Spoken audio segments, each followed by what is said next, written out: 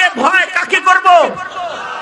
এ কারণে মুসলমান ভারতেও ভয় করে না, আমেরিকারেও ভয় করে না, অস্ত্রধারীর অস্ত্রকেও ভয় করে না। মুমিনের হৃদয়ে ভয় থাকে একটাই, কার ভয়? কার ভয়?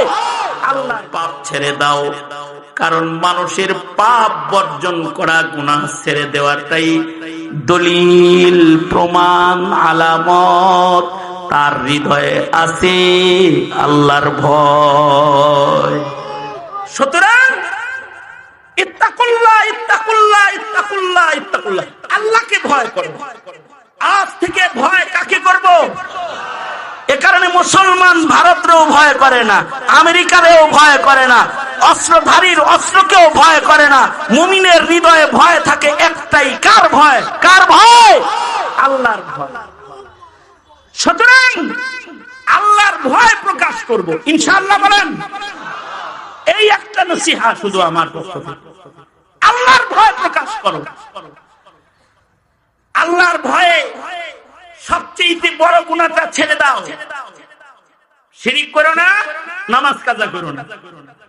নামাজ কাজা করা এটা জমিনের উপরে শিরকের পরে সবচেয়ে বড় জঘন্য গুনাহ। নামাজ ছেড়ে দাও।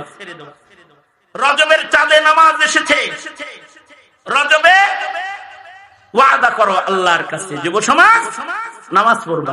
তুমি যদি এই একটা গুনাহ না করো, আল্লাহ তোমার সাথে ওয়াদায় আবদ্ধ হচ্ছেন। তুমি যদি খালি নামাজ পড়ো, তো তোমার নামাজ তোমাকে সকল গুনাহ থেকে বাঁচায় রাখবে। তুমি একটা গুনাহ খালি করবা না, নামাজ ছাড়বা না, আর তোমার নামাজে তোমাকে সকল গুনাহ থেকে বাঁচাবে। ইন্নাস সালাতা তানহা আনিল ফাহশাই ওয়াল মুনকার, নামাজ মানুষকে সকল গুনাহ থেকে বাঁচায় রাখবে।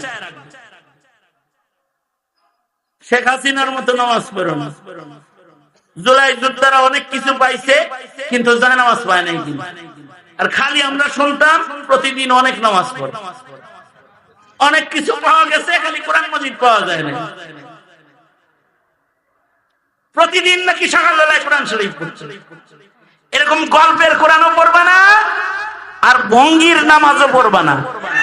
নামাজ ওক্ত মতো পড়বা, নামাজ মাসায়েল জেনে পড়বা, নামাজ সুন্নত তরিকায় পড়বা। যদি খালি পড়তে পারো, তো তোমার নামাজ তোমাকে সব গুনাহ থেকে বাঁচায় রাখবে। আল্লাহু আকবার, জোরে করে বলেন। সুতরাং আল্লাহর ভয়ে আজকে কি একটা ওয়াদা করা যায় যে আমরা আর নামাজ ছাড়বো না? এই ওয়াদা করা যায় না?